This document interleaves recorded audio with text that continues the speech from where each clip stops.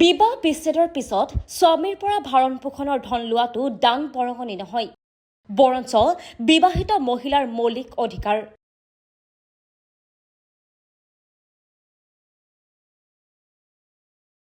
বিবাহিত মুছলমান মহিলাসকললৈ বৃহৎ সকাহ। এতিয়াৰে পৰা বিবাহ বিচ্ছেদৰ পিছত মুছলমান মহিলায়ো স্বামীৰ পৰা দাবী কৰিব পাৰিব জীৱিকাৰ ভাত্ৰা।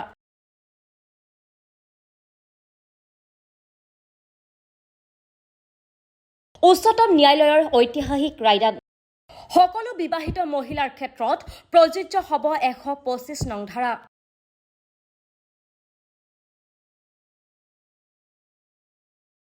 হয়, এতিয়া মুছলমান মহিলাসকলেও লাভ কৰিব জীৱিকাৰ ভাত্ৰা। এতিয়া মুছলমান মহিলাসকলেও বিবাহ বিচ্ছেদৰ পিছত মেইনটেনেন্স এলাৱেন্স পাব। উচ্চতম ন্যায়ালয়ে দিলে এক ঐতিহাসিক সিদ্ধান্ত। CRPCৰ 125 নং ধাৰাত সকলো মহিলাই ধৰ্ম নিৰপেক্ষ ৰক্ষণাবেক্ষণ ভাত্ৰা লাভ কৰিব। ন্যায়াধীশ নাগাৰাথান্না আৰু ন্যায়াধীশ মাছিৰ বিচাৰপীঠেও দম্পতীক যৌথ বেংক একাউণ্ট খুলিব লাগে আৰু দুয়োৰে ATM কাৰ্ড থাকিব লাগে বুলি পৰামৰ্শ আগবঢ়ায়।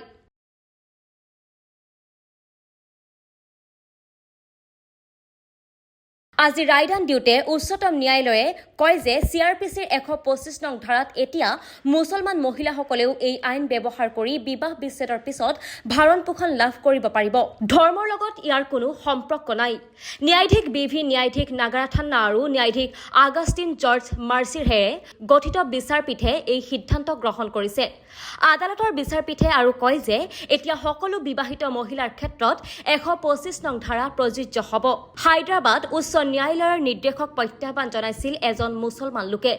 লোকজনৰ অধিবক্তাই কয় যে মুছলমান মহিলা আইন 1986ৰ বাবে বিবাহ বিচ্ছেদ হোৱা মুছলমান মহিলাই ফৌজদাৰী বিধি সংহিতাৰ 125 নং ধাৰাত ভৰণ পোষণ ল'ব নোৱাৰে। কিন্তু উচ্চতম ন্যায়ালয়ৰ বিচাৰপীঠে এই যুক্তি নাকচ কৰি ৰাখে যে মুছলমান মহিলাসকলৰো সাধাৰণ আইন অনুসৰি ভৰণ পোষণ লাভ কৰাৰ অধিকাৰ আছে।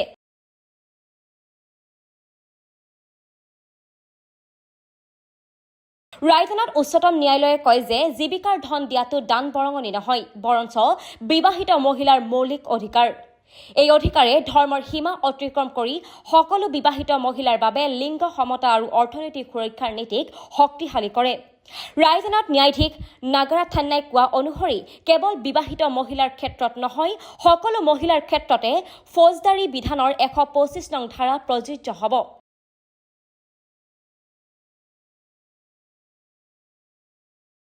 ভাৰতীয় পুৰুষে বুজি পোৱাৰ সময় আহি পৰিছে যে ঘৰ চলোৱাত গৃহিণীৰ ভূমিকা আৰু তেওঁলোকৰ ত্যাগৰ কিমান গুৰুত্বপূৰ্ণ।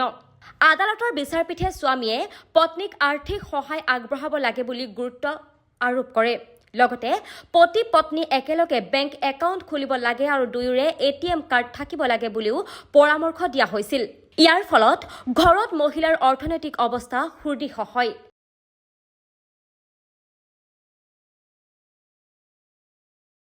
News desk report, times media 24।